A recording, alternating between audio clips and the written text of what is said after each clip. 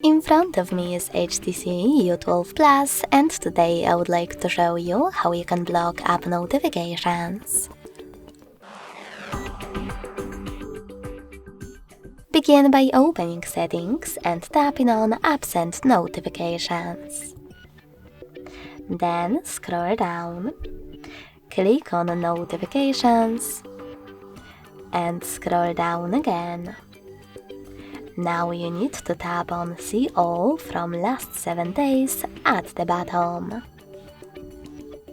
Then click on Most Recent at the top and select the best option for you. In my case, Most Frequent. Then tap on green switcher next to one of your apps from which you want to block notifications. You can switch them back on by hitting the same now gray switcher. If you wish to, you can also click on one of your apps available on the left and manage all notifications from here.